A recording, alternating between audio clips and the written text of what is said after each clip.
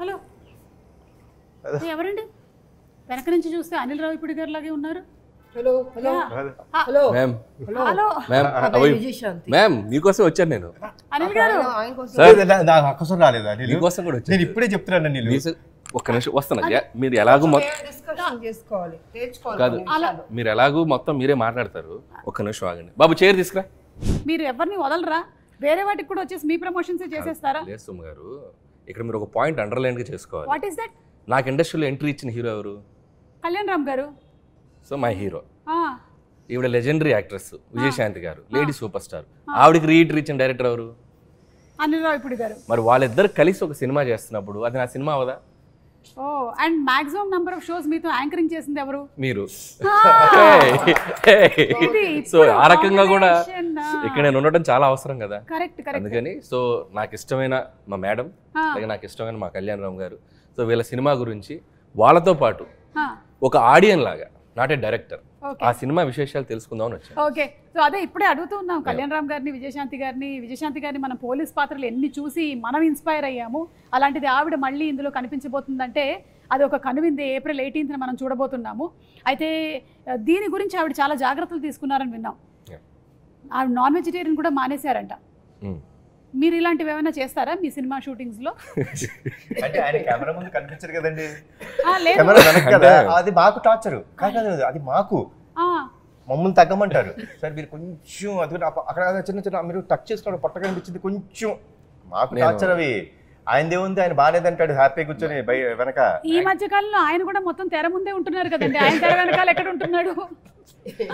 అంటే మేడం చాలా భక్తి ఎక్కువ విజయశాంతి గారికి. సో ఆవిడ కొన్ని ప్రిన్సిపల్స్ ఫాలో అవుతారు. అండ్ కళ్యాణ్ గారు అంటే డైట్, కొన్నిసార్లు ఆయన కొన్ని ఫాలో అవ్వాలి తప్పదు. ఇప్పుడు నా పరిస్థితి ఏంటంటే నేను సినిమా చేసేటప్పుడు మ్యాక్సిమం అంటే తిరుపతి వెళ్ళే రోజు, గుడికి వెళ్ళే రోజు పొద్దున ఒక మధ్యాహ్నం నుంచి సాయంత్రం వరకు తప్ప నో ఫుడ్ కంట్రోల్స్. కాకపోతే నా సినిమా హిట్ అవ్వాలని చెప్పి మన తమిరాజ్ గారు, ఈ కెమెరామెన్స్ వీళ్ళు వ్రతం పాటిస్తూ ఉంటారు. అంటే మీరు చేయకుండా వేరే వాళ్ళతో చేయిస్తూ ఎవరు చేసిన వ్రతం ఫుడ్ బాగా ప్రేమతో తింటాడు ఈయన. నేను సర్లే నీకు ఎవరు చూసాను, అసలు ముందు మన ఇంటి నుంచి క్యారేజ్ వస్తుందంటే హ్యాపీ కూర్చుని తింటాడు. ఓకే, మీరు ఈ సినిమా విషయంలోనేనా ఇలాంటి నిర్ణయం తీసుకున్నారు, లేకపోతే ప్రతి సినిమా విషయంలోనూ ఇలా ఏదైనా ఒకటి మానేయడం? ప్రతి సినిమా విషయం అంటే సర్లే నీకు ఎవరికి జాగ్రత్త తీసుకోవాల్సింది తీసుకున్నాను. ఈ సినిమా కొంచెం ఎక్కువ తీసుకున్నాను, పోలీస్ కాబట్టి, క్యారెక్టర్ కాబట్టి కొంచెం ఎక్కువ తీసుకున్నాను. ఇది అంటే అర్జున్ వంటలు ప్రోటీన్లు ఏంటిది అంటే కొంచెం మేము కూడా తెలుసుకుందామని. దానికి వేరే పర్సనల్ గా మేడం క్యారవన్ లో మేడం దొరకరు కదా మనకి. నేనేదో ఎగ్జైటెడ్ గా ఇంటర్వ్యూ చేస్తారని వస్తే మీరు ఇది ఇంటర్వ్యూలో ఒక భాగమేనండి. అలాగా ఏమనుకుంటున్నారు? మేము ఇంటర్వ్యూ వంకతో సినిమాకి సంబంధించిన క్వశ్చన్స్ ఓన్లీ 20%, మిగిలింది 80% పర్సనల్ లాగా. ఇప్పుడు అలా నడుస్తుందా? ఇప్పుడు అలా నడుస్తుంది ట్రెండ్. నాకే తెలియలేదు, చూసారా? ట్రెండ్ గురించి మీకు తెలియకపోవడం ఏంటండి? కొత్త విషయం, ట్రెండ్ సెటర్ మీరు. కళ్యాణ్ రామ్ గారు, ప్రదీప్ గారు మీకు వచ్చి స్టోరీ చెప్పినప్పుడు దీంట్లో పటాస్ షేడ్స్ ఏమైనా కనిపిస్తాయా అనే ఫీల్ కలిగిందా మీకు? బికాస్ పోలీస్ మీరు ఇందులో పోలీస్గా కనిపించట్లేదా అసలు? కానీ ఆవిడ ఆశయం అది కదండి. ఆశయం ఉండొచ్చండి, బట్ ఏం జరుగుతుందో సినిమాలో చూడాలి కదా. అయ్యో మెల్లగా 20% కలగొని లాగేద్దాం డిసైడ్ అయిపోయారా మీరు? కాదు అనిల్ గారు, మీకేమైనా ఈ కథ గురించి కొన్ని డీటెయిల్స్? అసలు తెలియదు, నేను జస్ట్ ఒక ట్రైలర్ చూసాను అంతే. ఓకే, సో అది కూడా ఇందాక కళ్యాణ్ గారు వ్యాన్లో చూపించారు. నాకు ట్రైలర్ చూసాక అర్థమైందంటే, అంటే నేను విజయశాంతి గారు అంటే నేను కర్తవ్యం అనే సినిమా 90 అనుకుంటా కదా, 1990లో. సో అప్పుడు నేను 6th క్లాస్ చదువుతున్నాను, 7th క్లాస్ చదువుతున్నాను. నేను కూడా అంతే. అయితే అప్పుడు మీరు ఇప్పుడు 90లో ఎంత? నేను 6.5 క్లాస్ చదువుతున్నాను. నేను హాఫ్ ఇయర్ అయిపోయింది, మొత్తం కట్ అయిపోయింది నాకు, నరం కట్ అయిపోయింది. సరే ఓకే. సో నేను ఆ సినిమాకి నాకు గుర్తు, సో ఆవిడ అంటే ఒక హీరోయిన్ ఒక పోలీస్ ఆఫీసర్గా ఒక యాక్షన్ ఫైట్లు చేసి అది ట్రెండ్ సెట్టింగ్ ఫిల్మ్. అప్పుడు ఒక కిరణ్ బేడి గారు అని ఒక పవర్ఫుల్ లేడీ ఆఫీసర్ ఉంటారని మనకు తెలుసు, వార్తలో చూసాం. బట్ విజయశాంతి గారు ఆ పాత్ర చేశాక ఒక నిజంగా ఒక ఉమెన్ సెంట్రిక్ ఫిల్మ్స్కి దట్ ఈస్ ద ఫస్ట్. అంటే అంతకుముందు ఆవిడ ప్రతిఘటన అవి చేసినప్పటికీ ఫుల్ లెంత్ యాక్షన్ చేసిన ఫిల్మ్ అది. ఒక ఎక్స్ట్రా చైర్ చేస్తారు కదా హౌస్ఫుల్ అయ్యాక, ఇనప కుర్చీలు ఉండేవి. నేను ఆ ఇనప కుర్చీలు వేస్తే ఒక ఇద్దరు ఇరుక్కొని కూర్చొని చూసాం ఆ ఫిల్మ్. నేను అసలు ప్యాక్డ్, అంటే అప్పుడున్న లీడింగ్ స్టార్స్కి ఎలాంటి ఓపెనింగ్స్ వస్తాయో అంతే ఈక్వల్ ఓపెనింగ్స్ వచ్చిన ఫిల్మ్ అది కర్తవ్యం. సో మైండ్ బ్లోయింగ్, అందరూ షాక్ అయిపోయి ఆ సినిమా ఎంత పెద్ద హిట్ అయిందో మనకు తెలుసు. నేను ట్రైలర్ చూశాక ఒక షాట్లో మళ్ళీ ఆవిడ యూనిఫామ్లో వెపన్ ఇలా పట్టుకుని ఏదో ఫైట్ చేసి షాక్ అయిపోయాను నేను. సో ఆల్మోస్ట్ మళ్ళీ ఆ వైబ్స్ వచ్చినాయి. సో అదే అంటున్నాను కదా మేడం, అంత జాగ్రత్తలు తీసుకొని మళ్ళీ యూనిఫామ్ వేస్తే మళ్ళీ చూసిన వాళ్ళు అంటే ఇప్పుడు ఈ యూనిఫామ్ ఇవి వేసి చేయగలరా అనే డౌట్ రాకుండా మళ్ళీ తను ఫిట్గా మార్చుకొని చేసిన నిజంగా డిసిప్లిన్కి హ్యాట్స్ ఆఫ్. మేము నిజంగా నేను షాక్ అయిపోయాను 2-3 షార్ట్స్. ఇంకా కళ్యాణ్ గారు, సో నేను పటాస్ వర్క్ చేశాను ఆయనతోటి. సో మీరు అన్నట్టు నాకు డౌట్ ఉంది, ఆయన పోలీసా కాదా, యూనిఫామ్ ఎందుకు వేశారు, యూనిఫామ్ ఎందుకు వేయలేదు అదే తెలియట్లా. సో ఆ కన్ఫ్యూజన్ అయితే ఉంది, కథ అర్థం కాలేదు. బట్ త్రూ అవుట్ ఒక ఇంటెన్స్ ఉంది. ఇద్దరి పాత్రల్లో ఒక తల్లిగా విజయశాంతి గారు, కొడుగ్గా కళ్యాణ్ రామ్ గారు, ఇద్దరి మధ్య ఉన్న క్లాష్ ఏంటి, ఇద్దరి మధ్య ఉన్న అనుబంధం ఏంటి, ఒకరి కోసం ఒకళ్ళు అనేది ఆ ఇద్దరి పాత్రల తాలూకు ఇంటెన్స్ అయితే త్రూ అవుట్ ట్రైలర్లో మెయింటైన్ అయింది. Very excited to watch. April 18 cinema. నేనైతే ఆయన ఆల్మోస్ట్ అన్ని సినిమాలు చూస్తాను నేను. ఇది నేను చాలా ఎక్సైటెడ్గా ఉన్నాను, నాకు అనిపించింది ట్రైలర్ చూశాక. సూపర్ అండి. ఈ సినిమాలో ఆ మదర్కి బర్త్డే కేక్ తినిపించడం అనేటువంటి ఆ సీక్వెన్స్ ఉంది చూసారా, ఇది రియల్ లైఫ్లో మీరు ఎప్పుడైనా చేశారా? రియల్ లైఫ్లో అంటే నాకు ఆల్మోస్ట్ నాకు 11 years వచ్చేంత వరకు, 11-12 years వచ్చేంత వరకు మా అమ్మగారి పుట్టినరోజు తెలియదు నాకు నిజంగా. అంటే ఆవిడకి తెలియదు. ఓకే. అంటే అప్పట్లో డేట్ ఏం తెలియదు, జాన్లో పుట్టాను అనే ఒక ఇది అసలు ఆవిడకి తెలియదు.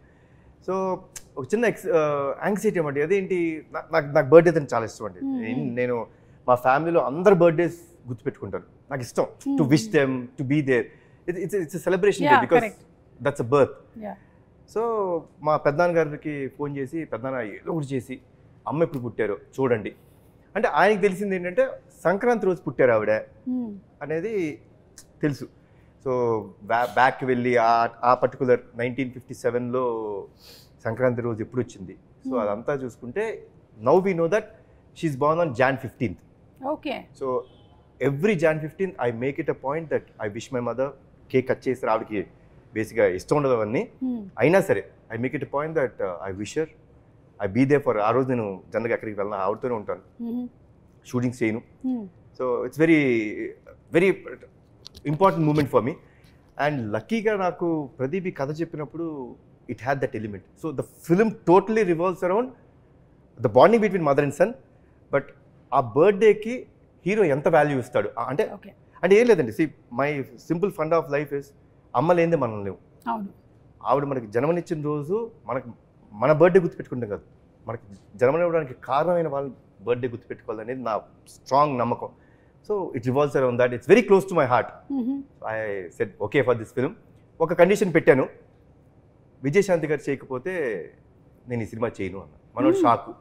సార్ అన్నాడు, మొహమాటమే లేదు ప్రదీప్, మేడం అమ్మ ఓకే చెప్తేనే మనం ముందుకెళ్దాం, లేదా ప్రాబ్లం ఇంకేమైనా కథ ఉంటే చెప్పు, వి విల్ సీ. బికాస్ ఆ కథ విన్నప్పుడు ఆ ఇంటెన్సిటీ ఆవిడ చేస్తేనే కరెక్ట్ అనిపించింది. సో లక్కీలీ అమ్మ ఒప్పుకున్నారు, దేవుడు చల్లగా చూసుకున్నారు మమ్మల్ని. ఒక ప్రాసెస్ అదే మీకు ఆల్రెడీ తెలుసు. నవ్వుతున్నారు చూసారా, ఎందుకని అడగండి, ఆవిడని అడగండి, మేడం చెప్పండి. విజయశాంతి గారు అలా పట్టుకున్నారా? అలా అవునా, తిరుగుతూనే ఉంటారు మనకి చిరాకు వచ్చి, నమస్కారం రండి చెప్పండి కథ చెప్పండి, అలా అయిపోద్ది అసలు. సరిలేరు టైంలో she's not at all interested. అంటే she's very busy in politics. అసలు సినిమా అనేది ఆవిడకి అసలు ఐడియా లేదు.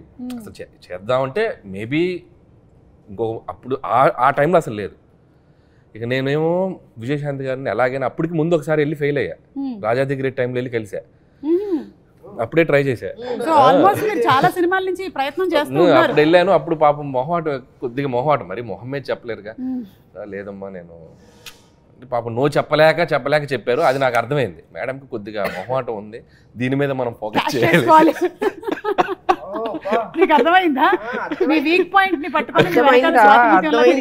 అర్థమవుతుందా?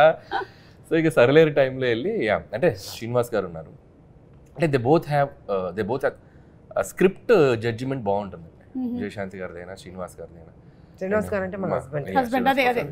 సో సార్ది కూడా పర్ఫెక్ట్ జడ్జిమెంట్. అంటే కమర్షియల్ కథ అయినా ఏ కథ అయినా మనం జస్ట్ కథ అంతా చెప్పాల్సిన పనిలే, జస్ట్ ఒక ఐడియా చెప్తే చాలు, ఇది వర్క్ అవుతుందా లేదనేది వాళ్ళు చెప్పేయగలరు. సో నాకు తెలిసి ప్రదీప్ గారికి ఎలాంటి ఎక్స్పీరియన్స్ ఉందో అమ్మ మీరే చెప్పాలి.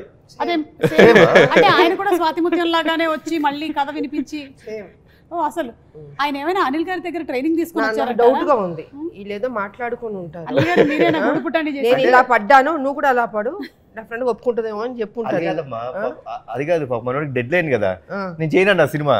అమ్మో ఇంక ఈయన చేయనంటే ఆవిడ ఒప్పుకోకపోతే ఈయన చేయనంటాడు. చెప్పాడు నాకు, చెప్పాడా? చెప్పాడు మీరు చేయకపోతే బాబు చేయనన్నారు. అమ్మా నా లైఫ్ పోతుంది, దయచేసి ఎలాగని ఒప్పుకోండి. పెద్ద మెడిసిన్ ఒక పెద్ద చాలా పెద్ద విషయం.